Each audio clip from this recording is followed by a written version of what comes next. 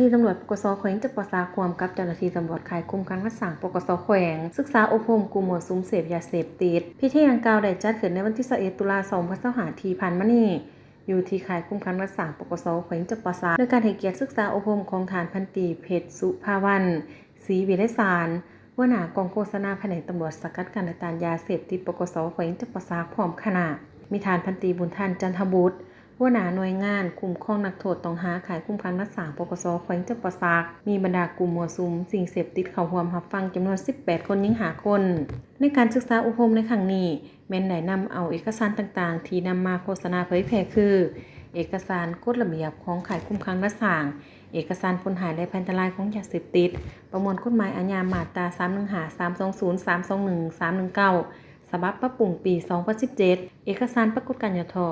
ที่เกิดขึ้นในสังคมเอกสารสิทธิและพันธะของพลเมืองลาวจุดประสงค์ก็เพื่อแน่ใจให้กลุ่มมั่วสุมหูใดถึงพ้นหายและภัยอันตรายของยาเสพติดต่อผู้เสพเฮ็ดให้เป็นบ้าเสียจิตเสียเงินเสียอนาคตต่อครอบครัวเฮ็ดให้ครอบครัวแตกแยกต่อสังคม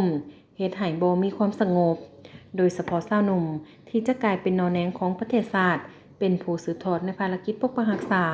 และสร้างสาพัฒนาประเทศเข้าใจต่อปัญหาปรากฏการณ์ยท.ต่างๆที่เกิดขึ้นในสังคมเป็นต้นแม่นปัญหาลักทรัพย์ปุ้นทรัพย์สิ่งทรัพย์ปัญหาการก่ออาชญากรรมปัญหาหลินกินฟุ่มเฟือยและอื่นๆพร้อมนั้นยังเฮ็ดให้พวกเขาเจ้ารู้จักปรับปรุงแนวคิดและพฤติกรรมของตนเองเฮ็ดให้ตนเองกลายเป็นลูกที่ดีของพ่อแม่เป็นพลเมืองดีของสังคมทำมาหากินโดยความบริสุทธิ์สัตย์ซื่อพร้อมกันสกัดกั้นและต้านปัญหายาเสพติดทุกประเภทให้ลดน้อยถอยลงไปทีละก้าวนอกนั้นยังให้พวกเขาเจ้า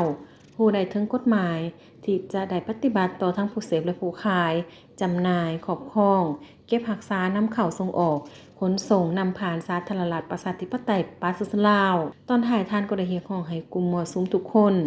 จงพร้อมกันตื่นตัวสมัครใจไปบำบัดและหยุดเศร้ามั่วสุมสิ่งเสพติดแต่ละประเภท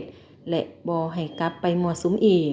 กลับตัวกลับใจมาเป็นพลเมืองดีที่ถูกต้องตามระเบียบกฎหมาย